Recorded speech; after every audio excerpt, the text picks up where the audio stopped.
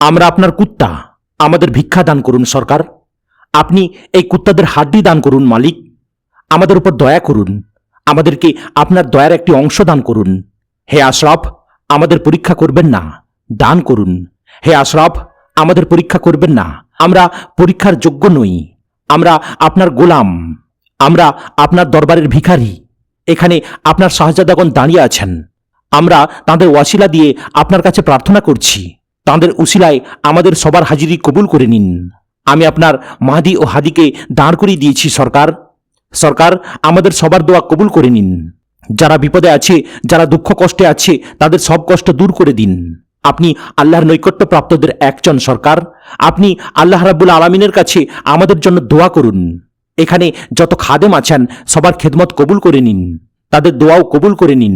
সরকার, আমাদের উপর আপনার করুণা বর্ষণ করুন, আমাদের দিকে রহমতের দৃষ্টি দিন। কেউ যদি কোনো অশুভ শক্তির প্রভাবে আক্রান্ত হয়ে থাকে তাহলে তাকে মুক্তি দিন। হে আমার আকা, আপনার মাধ্যমেই সব সমস্যার সমাধান হয়, আমাদের সব বিপদ আপদ দূর করে দিন। উত্তরপ্রদেশের আকবরপুর জেলার একটি কসবা আছে কিচৌসা। সেই কসবায় এই মাজারটি অবস্থিত। সেখানে মানুষ নিজেদেরকে কুকুর বলে পরিচয় দিচ্ছে। তারা এত কান্নাকাটি করে, কাকুতি মিনতি করে ওই মাজারের বাসিন্দার কাছে দোয়া চাইছে। এই মাজারের একপাশে একটি পুকুর রয়েছে। সেই পুকুর সম্পর্কে মানুষের বিশ্বাস হলো, যারা এই কবরে শায়িত আছেন, যাদের কাছে তারা চাইছে, যারা নিজেদের একটি মাছিও তাড়াতে পারেন না, তাদের হাত ধোয়ার পর যে পানি নিচে পড়েছিল সেই পানিতেই নাকি এমন শিফা সৃষ্টি হয়েছে যে টিবি, ক্যান্সারের মতো বড় বড় রোগও ভালো হয়ে যায়। এই বিশ্বাস থেকেই সেখানে একটি পুকুর বানানো হয়েছে। সারাক্ষণ বোরিংয়ের পানি তাতে পড়ছে। পুরুষ নারী সবাই সেই পুকুরে গোসল করছে, আবার সেই পানি বোতলে ভরে বাড়িতে নিয়ে যাচ্ছে। খালি বোতল বিক্রি হচ্ছে, মানুষ সেই বোতলে পানি ভরে নিয়ে যাচ্ছে, সেই পানি পান করছি, সেই পানিতেই রান্না করছি। তাদের বিশ্বাস তবেই রোগমুক্তি হবে।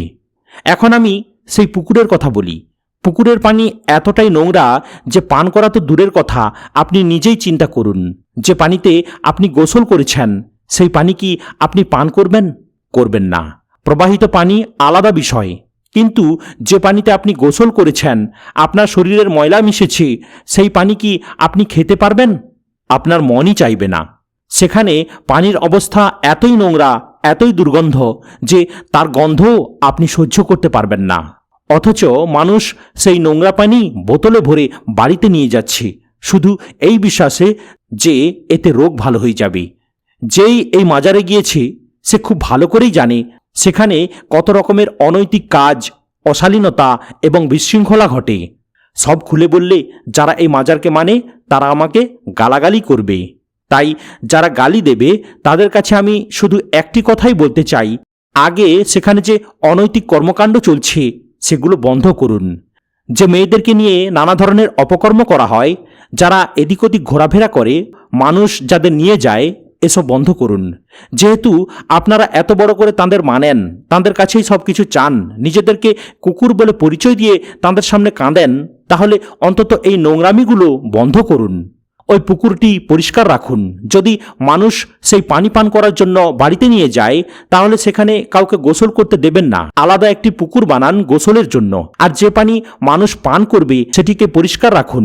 এতে সমস্যা কোথায়? আর যে অনৈতিক কাজগুলো চলছে, বিশেষ করে মেয়েদের নিয়ে যে কুকর্ম হয়, সেগুলোও বন্ধ করুন।